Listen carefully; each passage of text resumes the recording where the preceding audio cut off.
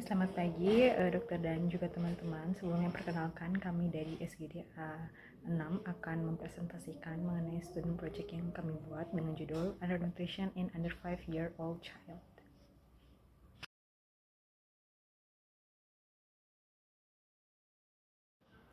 Sebelumnya perkenalkan, nama saya Madula Virgiani Putri dengan 3 digit 342. Jadi yang pertama saya akan bahas mengenai latar belakang.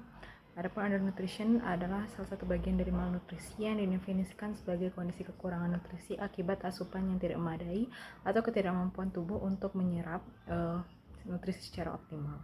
Adapun undernutrition yang beragam meliputi adanya wasting, kemudian stunting dan juga underweight, yang dimana berdasarkan data WHO sekitar ada 149 juta anak di bawah 5 tahun mengalami stunting, dan juga 45%-nya dari kematian anak-anak terkait dengan masalah gizi kurang, terutama dengan negara yang berpenghasilan rendah dan juga menengah. Adapun faktor penyebab dari undernutrition pada anak balita meliputi adanya kemiskinan, kemudian rendahnya pengetahuan gizi ibu, dan akses yang terbatas pada makanan sehat serta sanitasi dan juga infeksi yang berulang. Studi di Rwanda dan juga Ethiopia misalnya menunjukkan adanya hubungan antara undernutrition dengan variabel sosioekonomi seperti tingkat pendidikan ibu, akses pelayanan kesehatan, dan juga ketahanan pangan keluarga.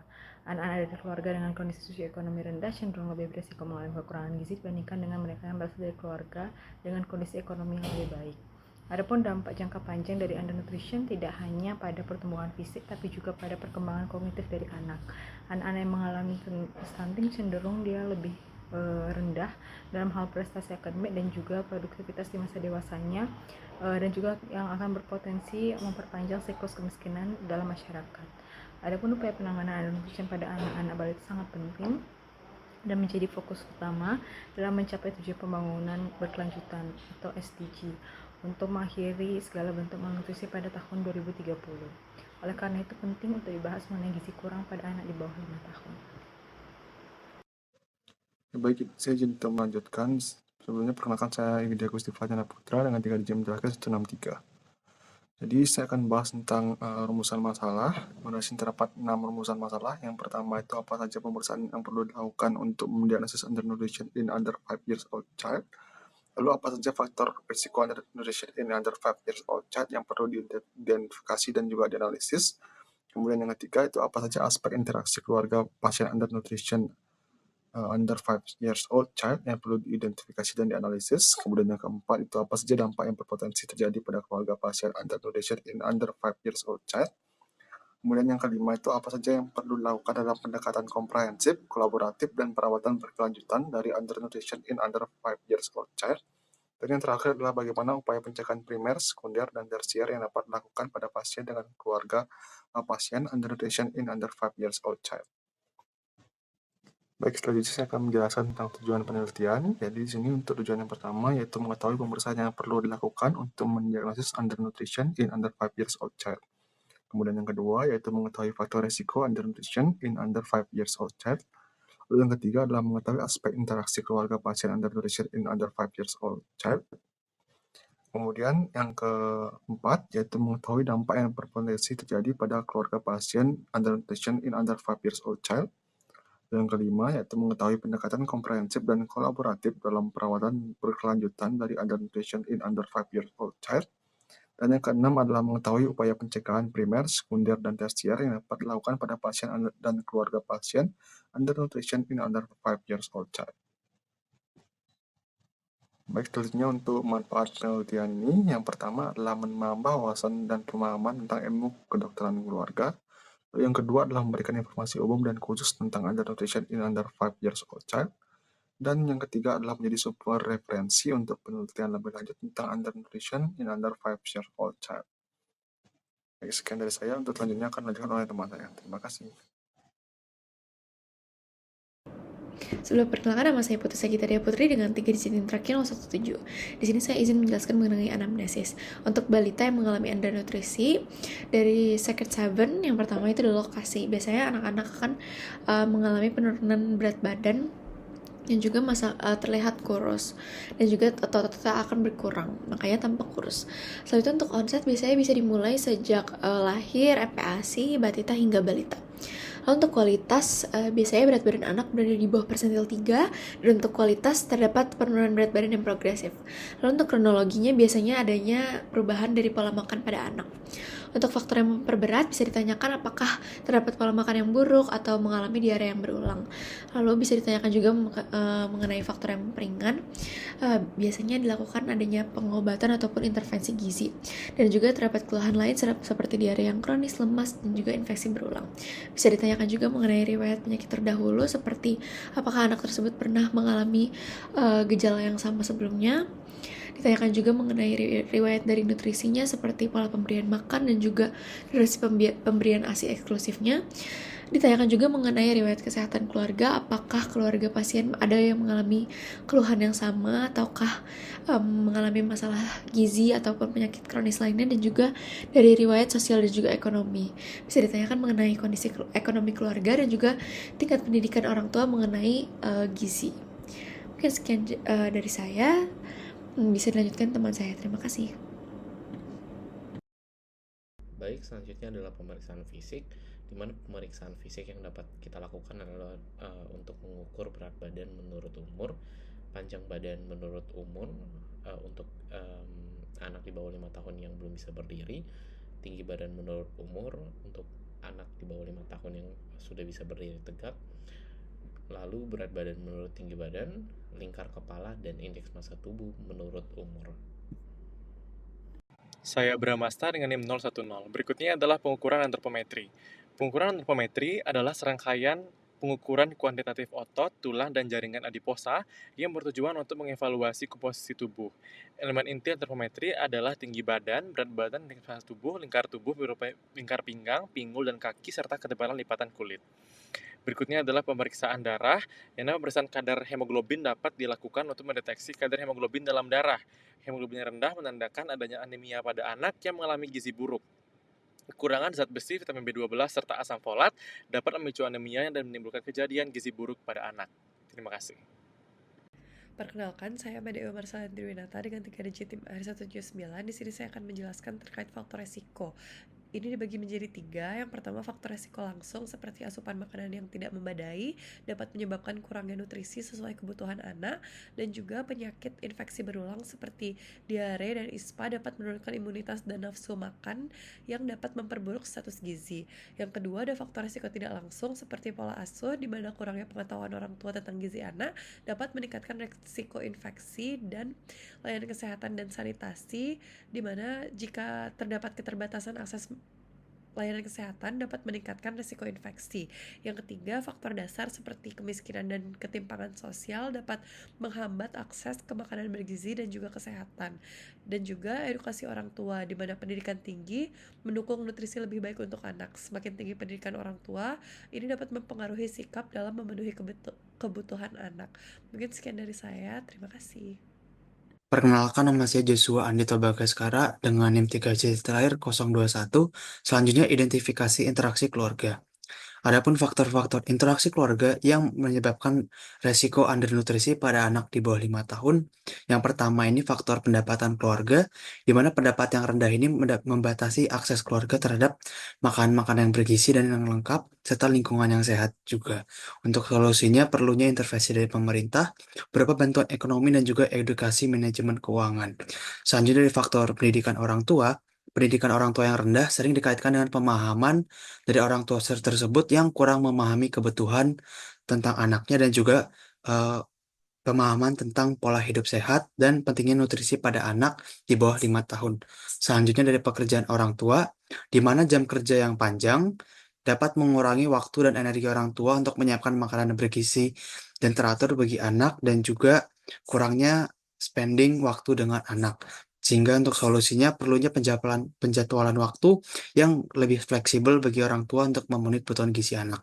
Yang terakhir ada faktor lingkungan tempat tinggal. Lingkungan yang tidak higienis dan sanitasi yang buruk dapat meningkatkan risiko penyakit pada anak akibat paparan infeksi dan non-infeksi terhadap anak.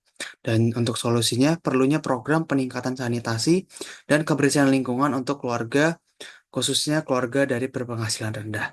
Selanjutnya dilanjutkan oleh teman saya. Baik, sebelumnya perkenalkan saya Nyoman Trisantika Slamet dengan 3 digit terakhir 004. Di sini saya akan menjelaskan terkait dengan identifikasi dampak penyakit terhadap keluarga. Asupan nutrisi yang adekuat mampu mengoptimalisasi dari fungsi tubuh, mencegah infeksi, dan juga mempercepat proses penyembuhan suatu penyakit. Jika kemudian seorang anak tidak mendapatkan nutrisi yang adekuat, maka dampak ataupun efek yang terjadi pada anak tersebut akan bersifat irreversibel, seperti gangguan perkembangan otak, kemampuan kognitif yang rendah, stunting, dan rentan mengalami infeksi bahkan kematian. Hal ini kemudian akan menurunkan kualitas hidup anak tersebut di masa depan. Selain mempengaruhi dari sektor kesehatan, under kondisi daripada nutrition ini juga akan mempengaruhi dari sektor ekonomi. Pada umumnya, keluarga yang memiliki anak dengan kondisi undernutrition ini berada dalam kondisi kemiskinan. Lingkungan keluarga yang tidak harmonis, bahkan minimnya terdapat satu kesadaran dari keluarga tersebut yang minim terkait dengan kesehatan pada anak tersebut. Jika kondisi undernutrition pada anak, khususnya adalah anak di bawah 5 tahun, tidak mampu kemudian diatasi dengan baik, hal ini akan berimplikasi pada perkembangan ekonomi keluarga yang menjadi semakin terhambat. Terhambatnya perkembangan ekonomi keluarga ini akan secara tidak langsung berkontribusi dalam melanggengkan kemiskinan terhadap keluarga tersebut. Selayaknya sebuah lingkaran setan yang tidak bisa putus, kemiskinan yang terjadi merupakan dampak daripada kondisi undernutrition pada anak tersebut sebelumnya. Hingga akhirnya di masa depan, anak tersebut akan memiliki suatu produktivitas yang rendah akibat kondisi fisik dan kognitif yang rendah. Nah, karena saya Nanggung Rahmatullah dengan 3 digit terakhir 204. Di sini saya akan menjelaskan tentang langkah yang perlu dilakukan dalam pendekatan komprehensif, pendekatan kolaboratif, dan pendekatan perawatan berkelanjutan. Di mana di sini saya akan menjelaskan tentang pendekatan komprehensif dan juga pendekatan kolaboratif. Di mana pendekatan komprehensif dalam penanganan nutrition pada anak dapat dilakukan melalui 2 hal, yaitu penilaian status gizi dan juga edukasi kepada orang tua. Di mana penilaian status gizi ini contohnya pengukuran berat badan, tinggi badan, dan berat badan kepala secara berkala. Dan edukasi kepada orang tua itu contohnya mengenai pentingnya nutrisi seimbang seperti ASI eksklusif dan juga makanan pendamping ASI atau empasi. Selanjutnya untuk pendekatan kolaboratif itu menekankan pentingnya kerjasama antara tenaga kesehatan, pemerintah, dan masyarakat. Adapun contoh dari kerjasama multisektor tersebut itu terdapat adanya di Indonesia itu contohnya ada kolaborasi antara PT Nestle Indonesia dan tim penggerak pemberdayaan dan kesejahteraan keluarga atau TPPKK melalui program 100 hari pendampingan gizi yang bertujuan untuk menyediakan makanan tambahan dan edukasi untuk anak-anak. Selain itu, ada juga program lain atau intervensi gizi seperti pemberian makanan tambahan atau PMT yang berbahan pangan lokal yang merupakan strategi lain yang efektif dalam meningkatkan asupan gizi anak yang juga mencakup edukasi tentang cara menyiapkan makanan bergizi dan memilih bahan makanan yang aman. Mungkin sekian dari saya, selanjutnya akan dilanjutkan oleh teman saya. Baik, sebelumnya perkenalkan, saya Gusti Bagus dari Barka Kurniawan dengan 3 digit 157. Baik, di sini saya akan melanjutkan hal yang dijelaskan oleh teman saya mengenai pendekatan komprehensif, pendekatan kolaboratif, dan pendekatan perawatan berkelanjutan. Di sini pada pendekatan komprehensif itu dalam penanganannya undernutrition pada anak dapat dilakukan melalui yang pertama itu ada penilaian status gizi. Dalam penilaian status gizi ada pengukuran berat badan, tinggi badan, dan lingkar kepala secara berkala. Kemudian ada yang kedua ada edukasi kepada orang tua. Di sini ada mengenai pentingnya nutrisi seimbang seperti ASI eksklusif dan makanan pendamping ASI atau empasi. Sekian yang dapat saya sampaikan, akan dilanjutkan oleh teman saya. Terima kasih. Izin melanjutkan, sebelumnya perkenalkan saya Indra Gracelia Tekai dengan 3 digit terakhir 058. Adapun upaya pencegahan gizi kurang pada anak di bawah 5 tahun dapat berupa upaya pencegahan primer, sekunder, maupun tersier. Untuk pencegahan primer dapat berupa promosi ASI eksklusif hingga usia 6 bulan dan dilanjutkan dengan pemberian MPASI yang bergizi. Kemudian dapat berupa edukasi kepada ibu dan juga keluarga mengenai kebutuhan gizi anak, peningkatan akses terhadap sumber pangan yang bergizi dan juga sanitasi yang baik, serta pencegahan infeksi melalui program imunisasi serta pemberian suplemen seperti vitamin A dan juga zat besi. Untuk upaya pencegahan sekunder dapat mencakup pemantauan rutin berat badan dan juga tinggi badan anak, baik itu di posyandu maupun layanan kesehatan lainnya. Kemudian apabila ditemukan anak dengan risiko atau tanda gizi yang kurang, dapat segera diberikan intervensi, bisa berupa pemberian makanan tambahan bergizi, konsultasi dengan ahli gizi, ataupun perbaikan pola makan di rumah. Selanjutnya adalah pemeriksaan kesehatan lebih lanjut ataupun rujukan ke fasilitas kesehatan yang lebih lengkap apabila anak memiliki gejala kekurangan gizi yang lebih serius.